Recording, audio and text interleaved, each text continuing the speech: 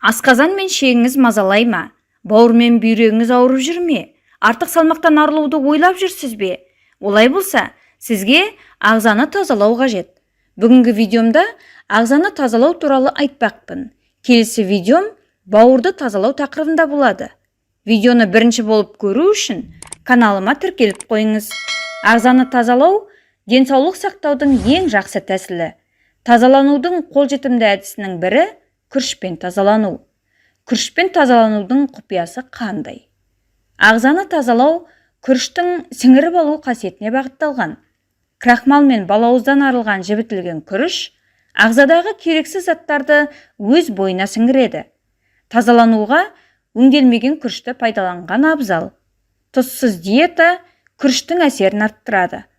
Дұрыс дайындалған күріш өмірді ұзартып, ағзаны қажетті заттектермен қамтамасыз етіп отыратын өте пайдалы тағам.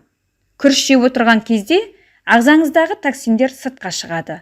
Оны жылына 1-2 рет 2 аптадан 1 айға дейінгі мерзімде жасау керек. Нәтижесі бірнеше күннің ішінде көрінеді. Тұла бойыңыз жеңілдеп, көңіл күйіңіз көтеріледі. Зат алмасуды, бауыр мен бүйректің қызметін жақсартады. Буындарды, тамырларды, теріні, денені тұздан тазартады. Асқазан мен шек жұмысын ретке келтіреді. Артық салмақтан арылуға көмектеседі. Күріштің тағы да бір пайдалары. Қан қысымы бар жандарға. Құрамында натрий кездесетіндіктен жоғары қан қысымымен байланысты дерті барлар үшін ең жақсы азықтардың бірі. Альцгеймер дертінің алдын алу мақсатында мамандар бұл дертке шалдыққандар үшін пайдалы болып табылатын нейромедиатор тұрғысынан қанық келетін күңгірт түсті күрішті тұтынуға кеңес береді. Қант диабеті.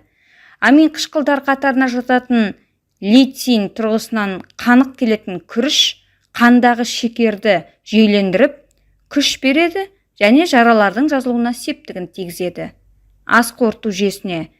Ас қорытылмауының алдын алатын күріш іш өтуіне қарсы әсерлі келеді. Қатерлі ісік.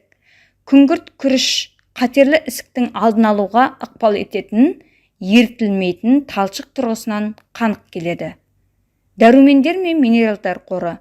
Күріш Д, В дәрумені, фолий қышқылы, кальций, феррум, магний секілді минералдарды қамтиды, жасушалардың жаңалануын қамтамасыз етеді.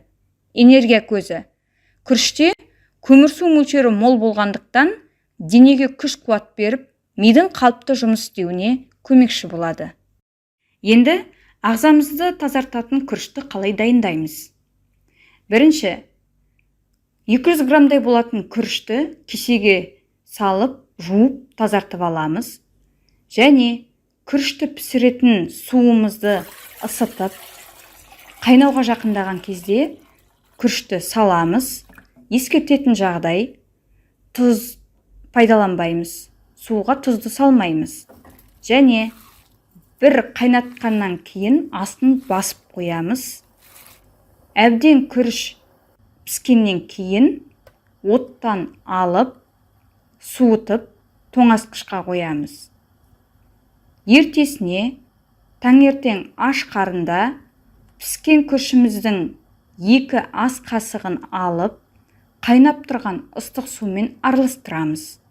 Күріш тоңазытқышта салқын болып тұрғандықтан, ыстық сумен араласқан кезде ол жылы болады. Сөйтіп, сіз күнделікті осы жолмен ішіп отырсаңыз, күрішті суымен бірге ішіп отырсаңыз, ағзаңыз тазарады және мүмкін болса, 1 айға дейін осы әдіспен ағзаңызды тазаласаңыз, өзіңізге пайдалы болады. Денсаулығыңыз байлығыңызды күтіңіз, ем болсын. Егер видео ұнаған болса, достарыңызбен бөлісіңіз және лайк басып пікір жазуды ұмытпаңыз. Келесі видеоға дейін сау болыңыз.